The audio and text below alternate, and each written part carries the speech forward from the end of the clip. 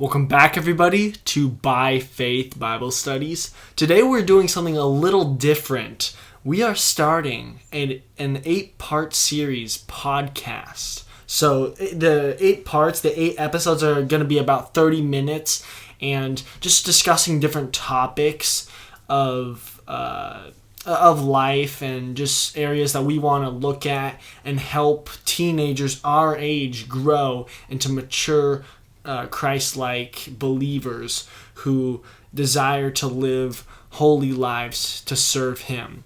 So that's the whole goal of By Faith Bible Studies. That's the whole goal of this ministry. And I'm really excited to kind of launch this podcast. This is this first episode. We're going to make it better even throughout the first season, throughout the 8 episodes. But if you like this, let us know in the comments. I think... let us know, because I think we enjoy this, right? Yeah, it's always fun to be able to film, and the difference between the actual Bible studies, the live streams, and this is that this is only 30 minutes. It's edited, and Kyle's in this. So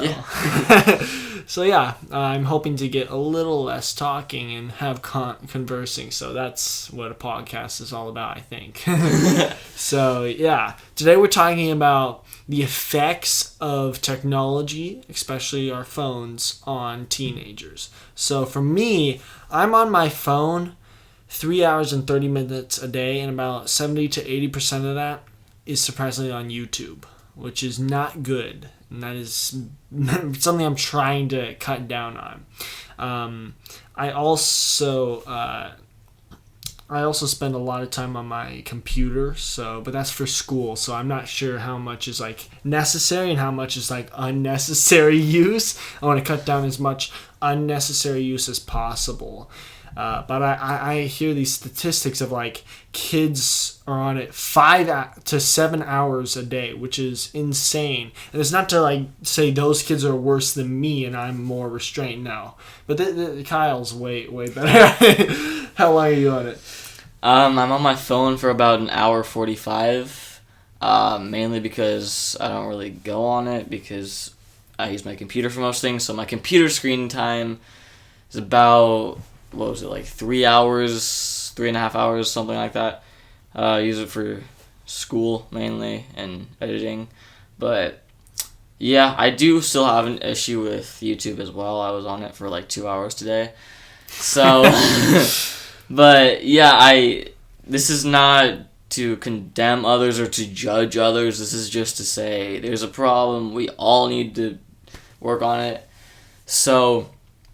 I want to start off with some statistics, which were kind of surprising. 92% of teenagers are online every day, and then 24% are on it almost 24 hours a day, which I don't know how that's possible and how they're alive, but yeah, that was interesting. And then as of 2016, 50% of teenagers felt addicted to their technology, and then 59% of parents believe their kids are addicted. And that was before the pandemic hit. So it's probably gone up since then.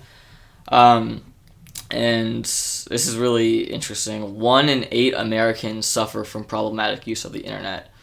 That's pretty sad. But something that surprised me is that adults 35 to 49 years old are said to spend more time on their technology than kids. And that was very interesting. And I think that also contributes to the problem.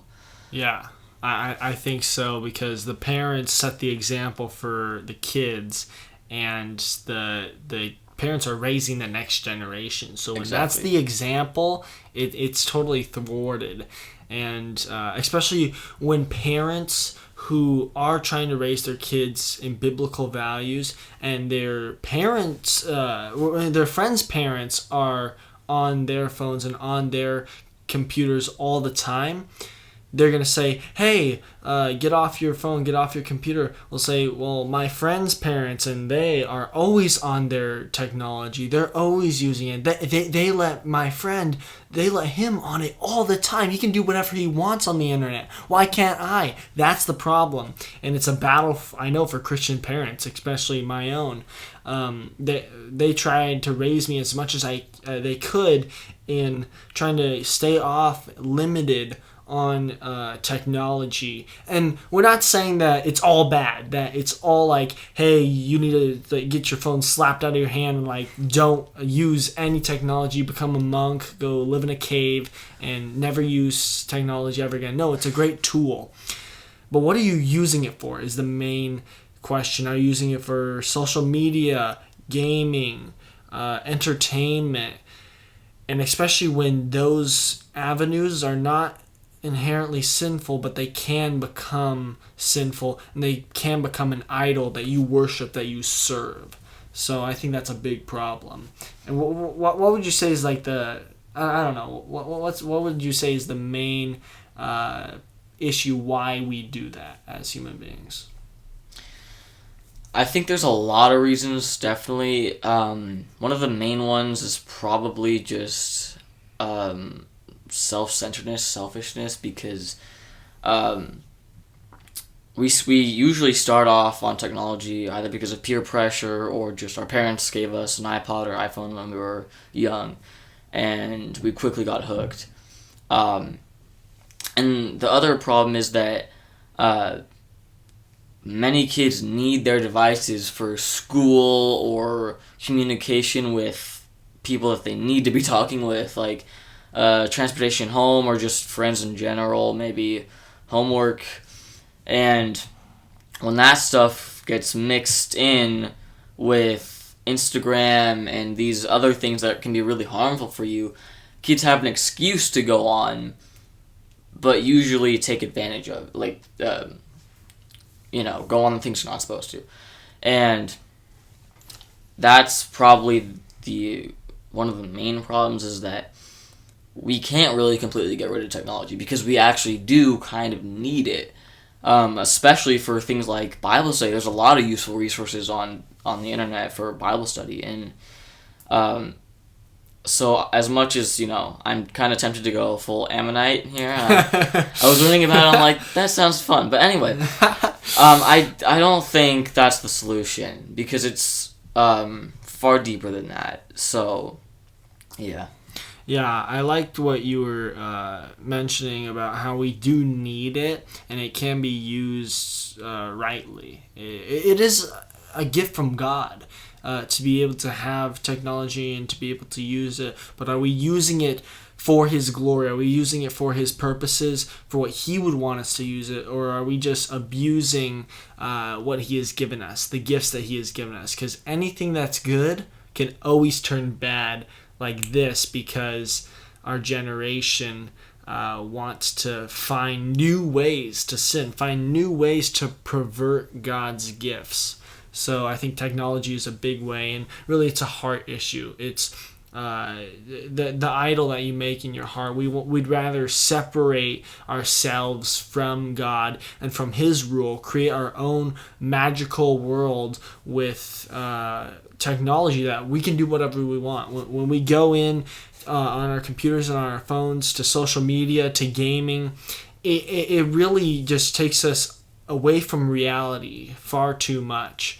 And it causes us to really serve ourselves, serve our own needs, rather than wanting to look to others. Hey, I want to help you. I want to serve you. No, it causes us to look always on myself. How can I feed myself with technology? How can I do that more and more? Feed the flesh for myself. And that's a big problem. So what would you say is the solution? I know it's kind of hard to pinpoint the main solution, but... Solution, I'd say if you want, like, best case scenario, utopia, is, you go out and share the gospel with people. And, like, let's say a lot of people convert, and then, that leads to more people then, that's a lot of hearts that have been changed, and from there, their desires will change. And so I think that would really help with it, but we're not in a utopia. So I think just an internet fast, just like from not just the internet, like from all technology. I'm not saying you can't use microwaves, obviously things like that. Maybe a Samsung refrigerator, but yeah, just getting off your electronics for not like an hour, not a day, but as long as you possibly can. And just to go out and see the real world and to accept responsibility. That would be a huge leap, because people would actually experience what the real world's like for once, and be taking responsibility, to do chores and to do real work and to talk face to face with their friends. And just, I think having those experiences would actually really help, because the more people realize how much better face to face interaction is, I think the more that would get them off. Yeah, I think that's a really good point, getting out into the real world, because we create a false idea of what reality is. I think the internet and social media and entertainment, it teaches us whatever it wants to feed us. Whatever it wants the culture to be, the influencers obviously influence whatever they want to drive the culture. They have the power to drive whatever they want. I think the social media tech companies are probably some of the most powerful people in the world, because they control the type of content that comes out on their platforms. And if they don't like it, they can always cancel it. They can always take it off. So it really becomes select, and they support a godless, secular culture that we obviously want to push back against. But I can't see where we would be able to destroy it and be able to stop all kids from using their phones and using their technology. That just can't happen. I think what you said, Kyle, about getting people saved. Obviously, we can't do it but ourselves, but we need to preach the gospel and allow people to come to Christ and have their desires and motives changed. And if you are a Christian, I think you obviously, and we don't have victory over this area of our life. We do not perfectly serve Christ and perfectly cut away the flesh and don't use our phones. That's just not the case. But every day we need to try to look to grow in holiness and sanctification and putting away things that are childish. And that is our old addictions before we were Christians. That is whatever we enjoy to indulge in on social media, in video games, on the entertainment and media that we receive from our technology. And transitioning almost into specifically, there's two camps that I see kids going into. There's the social media girl taking the pictures and stuff, and then there's the gaming headset kid who's like, okay, dropping in, boys. Like that's just the two stereotypes that sadly is growing. And kids these days really want to be dependent on their phones. I remember I would always feel guilty if my mom caught me playing on my computer or on my phone too much. I would be like, okay, gotta get off of it once she comes in the door. But nowadays I'm like, hey, bro, get off your phone. Like you're kind of addicted to it. You're being a bum. You're being a sloth. And they shrug their shoulders. No big deal. Who cares? It's not a big deal. I can be on my computer or my phone if I want. But that just shows the hardening of the heart that has happened to the American culture, and I'm sure the world as well. The culture has become hardened to even being mocked about using your technology too much. It's no longer just a joke. It's a reality. It's all like falling apart right before our eyes because of technology, because of what the big social media companies want us to think and believe. They decide everything for us. So, yeah, do you have any thoughts on that? Yeah, it's just when they are in control of this, and basically they are trying to keep you on their sites for as long as possible. That's when things really get bad. And there's multiple documentaries on that, on how they actually go about doing that, how they manipulate you to stay on. And it's pretty frightening. And especially when you read Revelation, not saying we're in the end of the world yet, but when you read Revelation and you hear about, like, the mark of the beast and how that's how you'll buy and sell things, and you wonder, like, how would that ever happen? Well, a lot of it is through technology. People are not really using their brains as much, and so they just hear stuff from, like, influencers just everywhere, the news and everything, and they sort of accept that as the normal. And when you get to the point of just everyone believing exactly what they hear like that, that's when it gets really dangerous, and we are quickly headed there. And it especially doesn't help that we are on these sites, like video games and other sites that we're not supposed to be on, and that really softens us to sin, which then further allows people in government or just in society to push these further things down your throat. And yeah. Yeah, I think so, because something that I see in our generation is Gen Z, sadly, Gen Z, is that we are okay with becoming dependent on things. Back like maybe 100 years ago, people wanted to be independent. They wanted to be able to live in America, the land of freedom, have their own opportunities. But now, what technology does to us, when it becomes our idol, when we get addicted to it, I think it draws our hearts towards it and our minds towards it more and more. And it causes us to stop thinking and to just start believing whatever is told to us. And we start becoming a mindless culture, a mindless society that is actually not free. It may be called a republic. It may be called something that is free. The democratic principles that is America, that may be called free. But what is becoming is, we are losing freedom in the mind. There is no longer freedom to think, freedom to even speak, because of what technology has done to take away our freedom. Our dependence is on these computers, on our phones, and then it's taken away from us. We need it so much that if we don't have it, then it's a big problem, and we start having even depression, where we don't have our technology. We need it. We crave it. We really need to shift that away to more towards having craving for the Word. If I don't have my daily Bible reading, my time with the Lord, my time in prayer, the day's a flop. I cannot have joy in that day because I did not meet with my Lord and Savior in His Word. I was not able to commune with Him through prayer.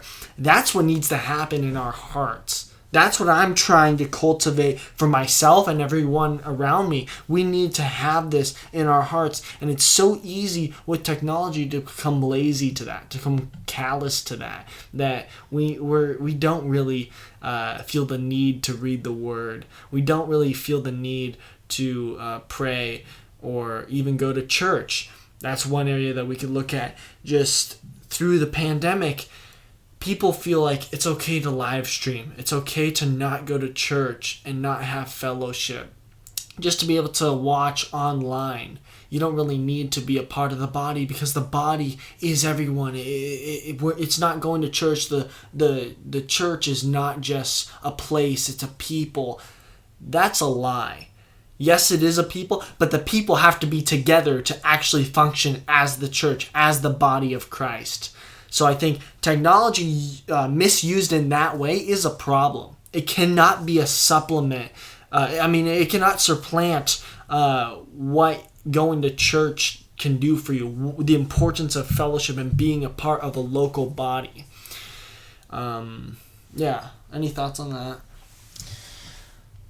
Yeah, just the concept of individualism. And I was watching this video, this Ammonite guy actually, which is why I was talking about that. And basically they were asked the question, what do you think is a problem you guys have? Like, what is one thing you don't do well? And they were saying, like, individualism. They struggle with coming together as a community, and obviously when you're on your device, that, like you were saying, that's really your mindset. It's yourself, and when you sin and when you become like that, you're making your own kingdom. You are being by yourself, and when there are millions of kingdoms people have created, they can't all live in harmony together, and that's why there's this fighting, and that's why all these things are happening. And technology really just puts you back in that mindset of, I'm in my own kingdom now. I can do whatever I want to do. And that just further really hurts everyone else around you. So that's really a tough thing that we have to work on. Yeah, absolutely. And going back, it's always going to be a heart issue. It's always going to be a matter of the heart. You can't externally try and change a culture and try and change just people's outward actions. Everything flows from the mind. Everything flows from the desires of the mind and the desires of the heart. And the problem is that we are desperately wicked. We're sick. We have this nature of sin that we need to be healed of. And obviously that only happens when the Holy Spirit changes our life. But, I mean, diving in specifically of social media, on social media's effect on kids our age. My experience with social media has not been extensive. I felt left out that I wasn't on Snapchat and Instagram and all the other sites when I was younger. People say, oh, you don't have this, you don't have this, you're not on this site. And before I was saved, that was something I was really insecure about. I didn't know the latest song. I didn't know the latest trend. Oh no, my life's gonna end. It's like it's what happens when you feel this addiction and you feel so scared of being left out. That's the problem. You feel scared of being left out. But my experiences with social media, I try to stay away from everything except YouTube, which is what I obviously upload on, and I watch too much of it. But YouTube and stuff like that can be used for good. You can be learning useful things. You can listen to sermons on YouTube. It's wonderful. But obviously an excess, an overdose of the drug of social media is dangerous. And then the popular the popular site, I dare to even say it. I feel sick when I say it. TikTok, oh boy. I'm going to try to say it as least as possible.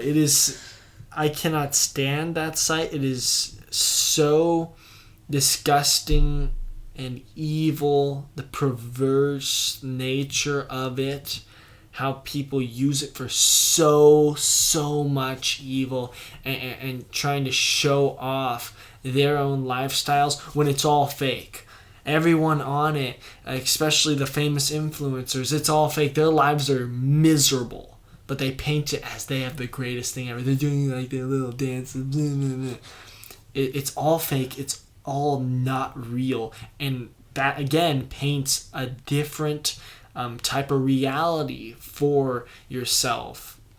And many kids, even younger kids, are falling into this. They're following these influencers, and it's a problem. They're looking up at them as, like, these people are my idols. I want to follow these people. I want to become like them. The problem is you should want to become like a godly person, like a godly person in your life. You see these people who risk their lives for the gospel. Those are the real inspirations. Those are the real influencers who actually do things that matter. But especially with that site, what I've noticed is it kind of pushes like baby sexual sin, like just the dances of young little girls is so disgusting, and it's promoted on that site, and it's trying to bring in more and more people to indulge in stuff that it's not actually that bad. You're not actually seeing anything that inappropriate, but what it does to your mind is it causes you to fantasize, and it's not right. You need to turn away from that and try to get your mind focused back on Christ. So yeah, have any thoughts on that? Yeah, I used to be on social media.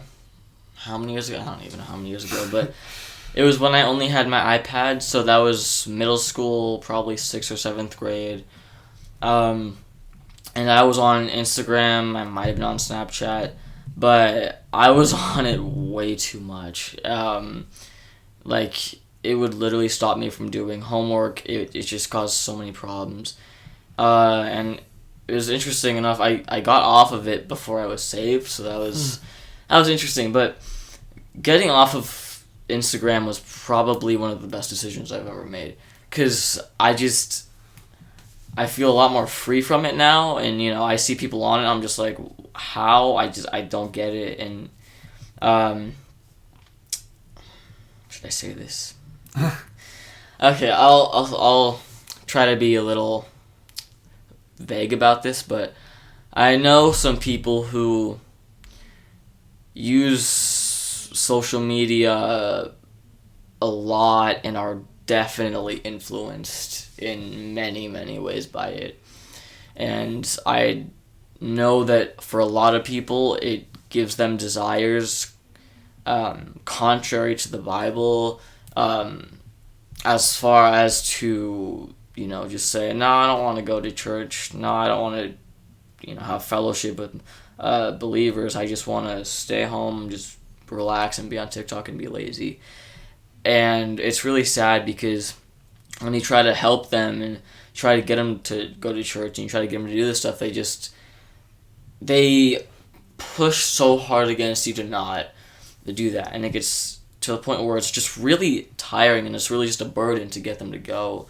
And just like if they were off of social media for just a day, the effect that would have is crazy, and their desires would change too, just by probably getting off of social media, because it does feed your soul. I mean, it's junk food, but it still does feed your soul, and you're either full of scripture or you're full of the world, and that is probably some of the worst that the world has to offer. Mm-hmm. There's obviously worse, but that is sort of the gateway to that. Yeah, absolutely. And the changes that I've seen happen just at like a church camp. Someone said, hey, this one kid, he's really changed. Have you noticed? He has actually a great personality now that the phone and the AirPods are out of his ears. Like, now it's like he's opened up. He's a different person. It's crazy, because we become like almost robots. We wake up every day enslaved to our phones, having to check the latest thing, play the latest game, and that's really what's become of our culture. And I don't think that we can change the culture. I think that it is going to spiral down and not actually spike back up and have a revival. But that does not mean that we as Christians have an excuse to give up on evangelizing, have an excuse to preach the gospel. Not at all. This should give us more and more firepower to be able to look at people and see that these people aren't actually happy. They think that they find satisfaction in social media, in technology, but they don't. And we should have a care and love for these people. And we as Christians need to be examples, to put away the flesh, to let go of it, and putting on the Spirit of God, and putting on things that are righteous and holy, and being the example in the culture. That's what we need to do as believers. So, yeah. I hope you all enjoyed the first episode of the By Faith Bible Studies podcast. Stay tuned for next week when we drop episode 2. So, thanks so much, and we'll see you next time.